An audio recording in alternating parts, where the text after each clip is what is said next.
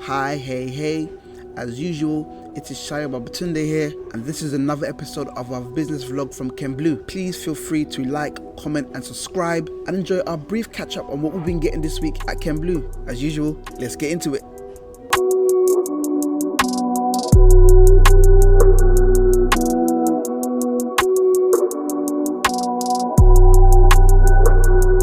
So first, guys, I want to give you our highlights for the week.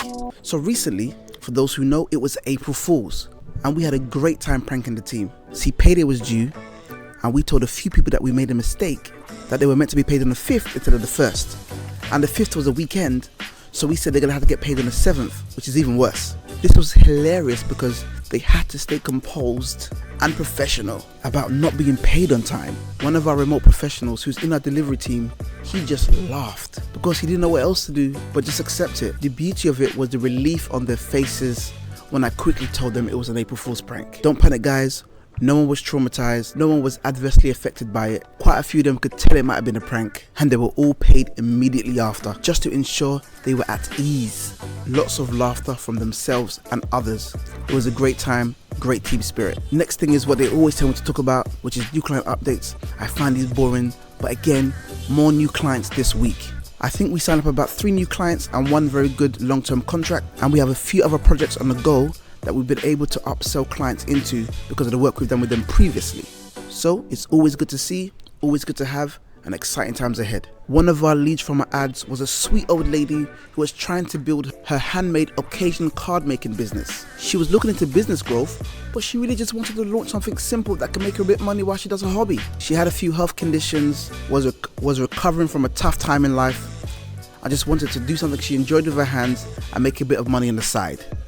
We gave her some complimentary support and sat down to strategize some fantastic ideas on how she can grow her business. She didn't want it to be too big. She didn't want to make too much money. She just wanted it to be reasonable and manageable. It was such a lovely conversation, which is why she's included in one of my highlights for the week. Last but not least, we are getting our finances in order. A quick shout out to Faith, who deals with our business development, who's been working with me closely this week to making sure we're tracking our money properly. So many of us in business make a lot of money but have no real skills in handling it. I'm one of them. But we are now getting to the stage where we're looking at budgeting much better and providing funds to different departments to make sure that they're able to provide and grow on their own. And so we can see where we can invest and we can scale even more.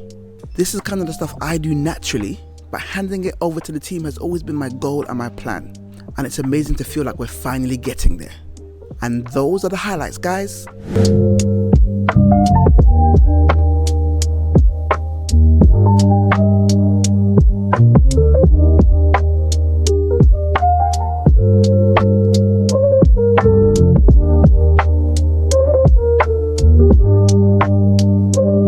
So here are my thoughts for this week. How much are you saving doing things by yourself? That's the kind of question we answer to ourselves when we're considering not paying for things to be done for us. But I realized recently the one thing that we're not really thinking about, not how much do I save, but how much do I risk? I spoke to a lovely young lady the other day. She's building a fashion business. She had a mailing list of over 8,000 people that she's built across a span of 10 years. She's using one of those popular but less than email marketing platforms, not like Codeblue. We could have fixed this mistake on Codeblue. But she was trying to maximize her mailing list using email marketing on this platform. She didn't know much about email marketing or the platform itself, but heard it was good to use, watched a few YouTube videos, and wanted to try her hand at it.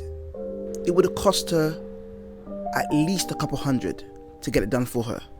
But why spend the money, right? She thought she could just save that couple hundred and put it towards something else. Smart business, right?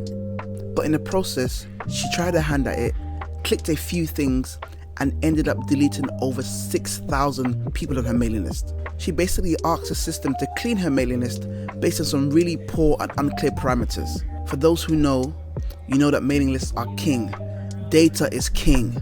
And in this one mistake, she lost years worth of valuable data and contacts just to save a few £100s. Of course, our budgets don't always allow for everything we need or we want. However, it's still very important to make a point about raising capital and adjusting our mindsets towards understanding what is really worth the effort. I am not suggesting we should spend on everything. Of course, find where you can save costs and maximize your profits. However, we need to calculate these costs better. It's not just how much you save, but how much do you risk? And that's just my thoughts for this week.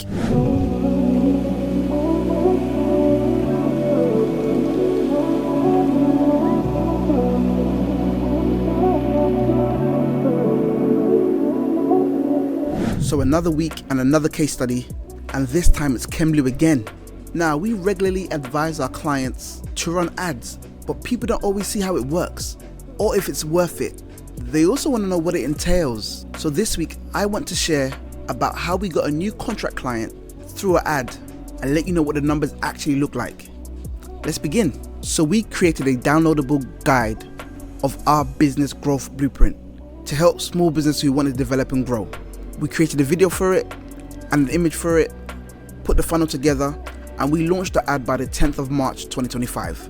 We had 2 assets and 2 campaigns, one for the video, one for the image. And our starting point for the ad was £20 a day, which is £10 per ad campaign. And the plan was to increase it after 3 to 4 weeks. Within about 2 to 3 weeks, we had 27 leads. Within 48 hours, we will call every lead to make sure they got access to the download. Then tell them about our services and offer a free consultation to provide a strategy tailored to them to help them grow. One particular person showed an interest in having a meeting with me.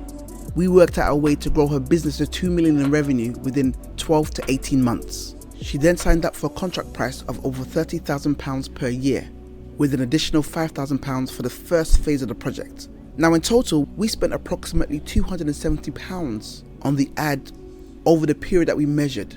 And as I mentioned, we secured £5,000 in initial cash sales. Of course, there are other costs involved, such as creating the ad, the team that we have in place to take the initial calls, the cost of closing the deals. But even including all of this, the cost of acquisition for a client is still less than £200 per contract. And I'm not going to begin to do the maths. It's a great return on investment for a contract that could be worth up to £30,000 per year. It doesn't always work like this, but sometimes that one deal can make the cost of everything else worth the effort.